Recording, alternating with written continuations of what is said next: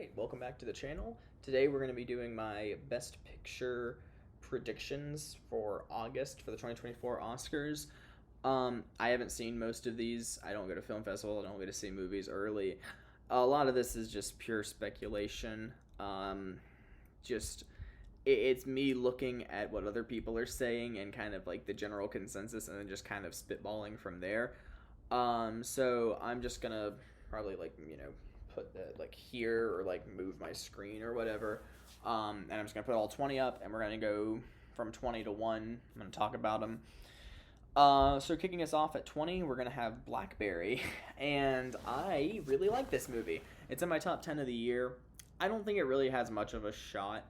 This is one where I'm kind of just putting it in here to talk about because I want to talk about Blackberry. I don't realistically think it's going to get nominated. There's a package for it to get nominated.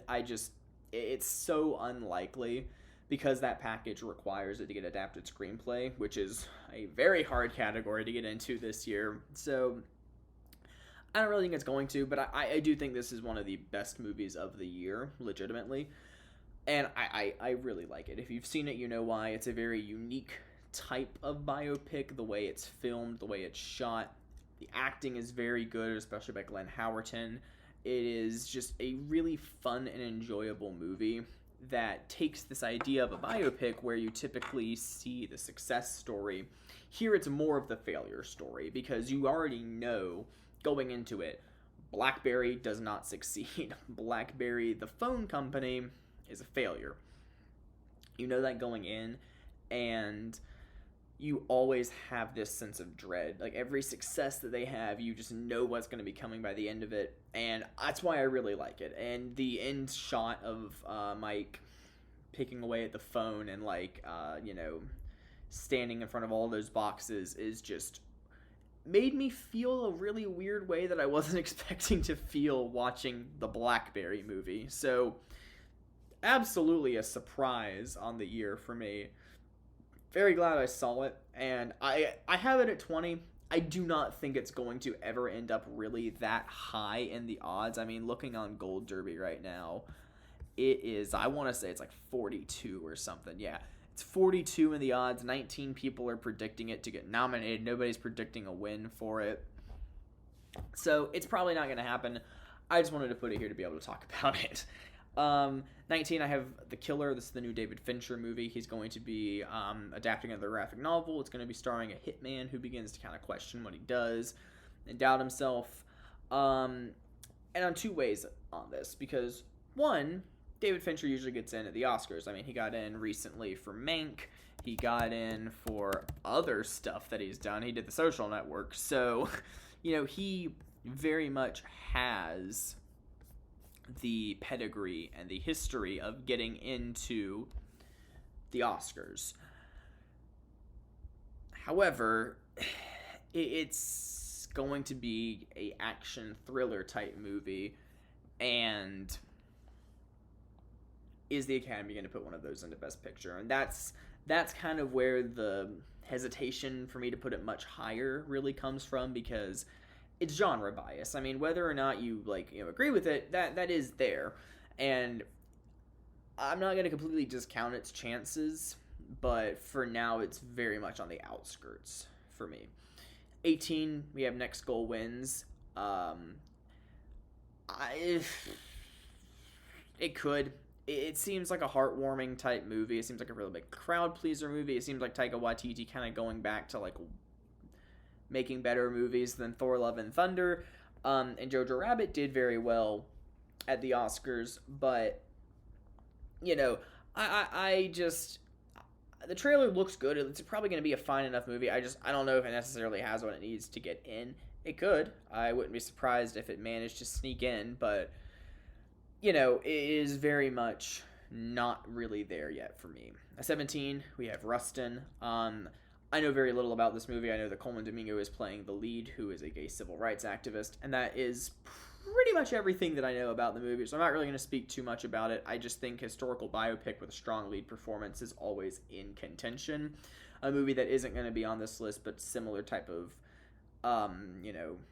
qualifiers to get in. Napoleon, with Joaquin Phoenix playing the titular Napoleon. That's not in my top 20. It's probably like 21 or 22, or it's probably right there, but it's not there for now. But again, similar type of idea where it's like, okay, the lead performance is really good. We're going to put it in Best Picture. Potentially. I don't know if it will. It could just be one of those where it gets an acting nom. 16, I have Are You There, God? It's Me, Margaret, which I am really surprised how high it is on Gold Derby's odds. It's at number 18 with 2 predicted wins. Now, obviously, this would be an interesting movie to get in because it's not really an Oscar-y movie. It's an adaptation of a book, and it's kind of just a feel-good, happy movie. It doesn't really seem like a strong Oscar contender. But I really liked the movie. I really liked it, and it could get adapted screenplay, maybe an acting nom, and then maybe a couple texts. It could work itself a package to get into Best Picture. I don't think it will, but I'm pointing this and Blackberry out because they're both in my top 10 personal favorite movies of the year, and I wanted to give them attention. And they both have a chance to be in the conversation. So I just kind of wanted to put them in here to just talk about and, suggest that, hey, these movies are good and you should watch them even if they don't get in to Best Picture. And then 15, I have May, December, which, again, I also don't know a whole lot about. It's got Natalie Portman and Julianne Moore, I want to say is her name. And it's something to the degree of, like, an actress. Like, one of them's playing an actress who's impersonating another actress or something. I haven't read too much about it because I've kind of tried to, like, disconnect myself from going super in-depth on, like, some movies that I want to see. Yeah, Julianne Moore. I was kind of rambling there until I found her name. I don't want to read too much into something, but also sometimes that leads to me just not reading enough in and then not knowing what I'm talking about. But apparently it's, something to the degree like that. I think people have either seen it or there have been test screenings, and it's been decently well. I think it debuted at a film festival, actually, and it's been decently well received. I just don't know if it really has the legs and that oomph to really get into Best Picture. I haven't seen a whole lot of people talking about it because earlier on it was in a lot of people's top 10s. But now most people aren't really projecting it up to be that high. So I have it here at 15. 14, I have Poor Things, Yorgos Lanthimos' next movie. I'm very, very excited for this movie. The trailer looks really good. I think it's gonna do well in the text, production design, cinematography, costumes, stuff like that. It might be a bit too weird to get into Best Picture, but I would love to see it get into Best Picture if it's as good as I want it to be because it looks really interesting. 13, I have Maestro, which I actually just recently cut from my 10 nominees. And I go back and forth on it because I personally am really excited for Maestro. But early screenings haven't been overwhelmingly positive, and it is very much an Oscar bait movie. Bradley Cooper is going to be doing a biopic where he's going to be wearing a bunch of prosthetics and makeup, and he's going to, it very much has the feel of like you're making this movie to try and win Oscars, Bradley. And I think he's overdue for an Oscar for sure, but you always have to wonder how effective is that going to be. I don't know. For now, I'm keeping it out of the top 10, but it could sneak in. And then 11 and 12 kind of go hand in hand because it's our 2 frontrunner international feature films, Zone of Interest and Anatomy of a Fall. And the reason I don't have either of them in is because there's so compelling a case to be made for each of them that I don't want to just go all in on one of them yet before having seen either of them. Anatomy of a Fall is like a courtroom drama type movie. It's accessible. I don't want to say it's like an easy watch, but it's something that people can like know what they're getting into and then like enjoy thoroughly. Zone of Interest apparently is a very art house type movie. It's very, very experimental, different, unique, and it might be too much for the Academy to really be like, we're going to put this into Best Picture, or for people really to resonate with as well on an individual level outside of the Academy. So, but with the Zone of Interest, the positive on that, because it kind of just sounded like I completely bashed it there, positive on that is it's such an artistic swing for a movie that it could get recognized for that. It also could have the opposite effect. That was kind of the point that I was trying to make there. And so for now, I'm just going to put neither of them in because I legitimately I legitimately don't know which way to go on it. So then kicking off our top 10, we have Air, which, like, yeah, maybe not. I put Air here because I do think, Ford v Ferrari got nominated, and Air is a very similar dad type movie to Ford v Ferrari, to where I wouldn't be surprised if it got in. It definitely does feel like the oddball out of the 10 that I have here so far, but, it's kind of one of those things where it's like, yeah, the audiences would pretty much be like, yeah, no, that movie was really good. It deserves to get in. So I could see it getting in. I'm not really going to go to bat for it. I feel like this and my number 7 slot are really like the potential cut candidates for right now. But I have Air here. 9, I have Saltburn, Emerald Fennell's new movie. Really, it's just because she got nominated for Screenplay, Director, and Picture for Promising Young Woman, and by all accounts, for people who have already seen test screenings of Saltburn's better. It's a step up in craft. It's a step up for like her as a filmmaker. So it would be surprising to me if she didn't get nominated for Picture for a movie that's better than a movie that already got nominated for Best Picture. 8, I have Spider-Man Across the Spider-Verse, which I've been going back and forth on a lot because there's that cynic in me that's like, they're not going to nominate a part 1 of an animated superhero movie for Best Picture. And then there's a part of me that's like, but it's one of the best movies of the year, and I think they're going to be able to recognize that. I don't know. I feel fine enough about it being in for right now. I'm going to keep it there. The only concern that I have is that they released it a little too early. Because the problem that we had with Into the Spider-Verse not getting more attention than it did was because it released in December. I think it released like near Christmas. So you're putting it at the end of the year, and it was only able to just knock off Incredibles 2 for Best Animated Feature. Now you release it in June, which, yes, now you have half a year for people to talk about it. As more and more Oscar-y movies come out and Oscar season kind of kicks off, will this kind of go by the wayside because it came out too early? It very well could. I think maybe they should have tried a September-ish release for it, kind of not really an Oscar movie season, but a little bit before. Not too late, not too early. I feel fine about it being in right now just because I think there's such love for this movie, even after Barbenheimer kind of took over the general talking points of, like, film discourse on social media. I do think that Spider-Verse will kind of come back around near the end. As mentioned earlier, Color Purple I think very well could not be here the next time I do one of these. I think it could get cut. A lot of people are exceedingly not really that positive of this movie. I thought the trailer looked pretty good. I'm pretty excited for it, but general consensus has kind of been like, yeah, we're not really vibing with this movie, and if that's the case, then it probably won't get into Best Picture. I have it here for now just because it feels weird to kind of bet against a Spielberg-produced musical to get into Best Picture, but I will say I'm not going into these categories in this particular video. I don't have it in for director or screenplay because I feel less confident about it there. But I think it's going to get enough acting nominations to get it into picture potentially. But if it doesn't land well, maybe it just won't get nominated at all for any stuff like that. I don't think that's really going to happen. I think at least Fantasia Barrino and Taraji P. Henson are going to get nominated from this movie, but who knows? It's a long way off, and with everything going on with the strike and Warner Brothers, it may not even release. I don't think there's been rumors about it getting delayed, but it very well might be. We don't really know. So Color Purple's kind of one that I'm on the fence about here, but I have it in for now, but the next time I do one of these, it might be cut. 6, I have The Holdovers, which is here mainly because there was a $30 million bidding war to get the distribution rights for this movie, which means that at least someone thinks this movie is going to be really good for the Oscars. And the trailer does look good. It looks very, family-friendly, heartwarming, kind of a crowd-pleasing type of movie.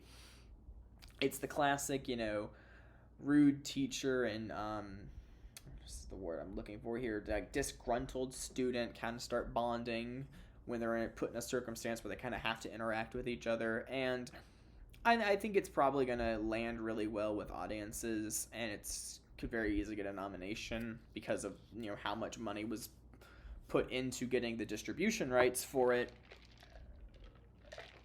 But I'm not going to take that there was that much money thrown around to it and immediately put it at 1, because just because it does that doesn't necessarily, like, just because all that money was there for it doesn't mean that, okay, that's the one that's going to win Best Picture then because the most money went to it. I'm not going that far with it yet, but that is a good reason to believe it could get nominated. And then kicking into the top 5, we have Past Lives, which I love. I love Past Lives. This is because I worry if it might get the Aftersun treatment from last year, where it just kind of gets snubbed in a lot of places where a lot of people really like the movie because it's a first-time directorial debut. I think this has a better chance because it's just trending so much better now in odds to get into these big categories. Like, it is far and away the front runner for original screenplay, as it should be. So I feel better about it than I would have Aftersun from last year. And I do think it would be an absolutely worthy Best Picture nominee.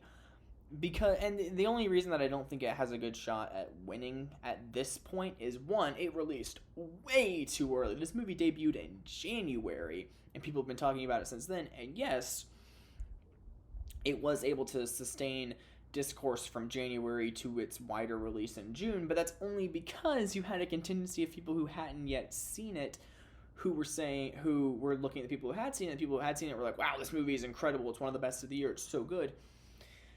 Now that discourse isn't there because people have actually seen the movie, I wonder if its momentum is going to really carry it. And I don't think it's a great position to really win, but I think it's going to get nominated. 4, I have Dune Part 2, assuming it doesn't get delayed. I'm not really taking that into account yet. I'm not going to just axe it from my top 10 because it could get delayed. If it gets delayed, I'll take it out of my top 10, but Dune Part 1 got nominated. It should have won. If you've watched my video of that ranking of that year, you know that that's what I think the winner should have been. I think Dune Part 1 is fantastic. Dune Part 2 looks like it's going to be at least as good, if not probably better, than Dune Part 1. The trailer looks fantastic. Adding Florence Pugh and Austin Butler and Christoph Walken? I don't know if it's Christoph or Christopher. Might be Christopher now that I'm saying it is Christopher. I don't know why. I think I might have read that wrong somewhere. Oh, you know what? No, I think I know what I did. Nope, I got it right. Okay. Names. I'll probably edit part of that down, but maybe not. Adding just more talent to an already talent-loaded cast really only, to me, just points towards more success for your movie. And I think it's going to be very good. At third place, I have Barbie. Barbie just crossed $1 billion at the box office, and, well, the box office itself isn't necessarily the best metric to get into Best Picture. Top Gun kind of did ride a massive box office performance into a Best Picture nomination. Not that it wasn't worthy for other reasons, but it made $1 billion. It made $1 billion. I feel every time I make a claim like that, I get worried that I said the wrong thing and then I'm gonna look stupid. But I am almost positive. Yeah, I made 1.49. So yeah, easily cracked $1 billion. Barbie's cracked $1 billion, and it's only gonna keep going. If Top Gun can do it, I think Barbie can do it, and I also think Barbie is, even without that box office success, a very, very worthy movie. I mean, I'm wearing a Barbie shirt. I think it's a very, very worthwhile and worthy movie to get in. Very good work done by Greta Gerwig, Ryan Gosling, Margot Robbie, America Ferrera. Very, very strong movie that is only getting its chances bolstered by its incredible box office performance. And 2, I have Killers of the Flower Moon, which was my frontrunner for a while. Right now it's at 2 just because I've seen the number 1 being Oppenheimer, obviously. I've seen the number 1 movie, and I think Oppenheimer's a fantastic, fantastic movie. So I put Killers down to 2. It is still my most anticipated movie of the rest of the year. It was my most anticipated movie of the year before I saw Oppenheimer. Including Oppenheimer, I wanted to see Killers more. I was more excited for Killers. With The Irishman not winning anything in its year, I worry that this could be another one of those it's the front runner, but then as the season goes on, it kind of just dies down and doesn't really win anything. I'm worried about that potentially happening. And I'm just worried that a 3.5 hour movie might not land for everyone. Now, I think if it's paced well and it's done well, then the length shouldn't be a problem. But you're always going to run into the issue of, wow, that movie is 3.5 hours and I have to sit in the theater for the entire thing. Obviously, Oppenheimer was able to assuage most of that, but also Oppenheimer's a crisp 3. You add a half hour on that, extra half hour can be the difference. So I still have Killers very high up because I don't think it's gonna not do well, at least in terms of nominations. But obviously, at 1, I have Oppenheimer. Oppenheimer is a fantastic movie, top to bottom. This movie is just so good. It is such a masterpiece of filmmaking, and it seems like so many people are so heavily on the train of Oppenheimer winning Best Picture. It isn't the front runner on Gold Derby right now. It's still behind Killers of the Flower Moon, but it is more people are predicting it for a nomination than they are Killers of the Flower Moon. Now, almost double the people are predicting a Killers win over Oppenheimer. However, I just think I think part of that is, well, yes, we've all seen Oppenheimer, but we're not going to just remove the front runner until we've really seen it. So I have Oppenheimer at 1. It could be Killers. It could be Killers. By the time I see Killers in October, maybe when I see it, I'll be like, oh no, this is the movie. This is the best movie here. It's the best one that I want to win. But for now, I have Oppenheimer at 1, and I don't really think there's a chance of it changing until I see Killers of the Flower Moon, because that's the next movie that I think could realistically overtake it for me. But that's my top 20 for Best Picture. Let me know what you guys think. Again, I'm going to be changing this. I'm going to be updating this as I go, as I start seeing more of these. But let me know what you guys think. Let me know what your picks are at this point in time. And thank you so much for watching.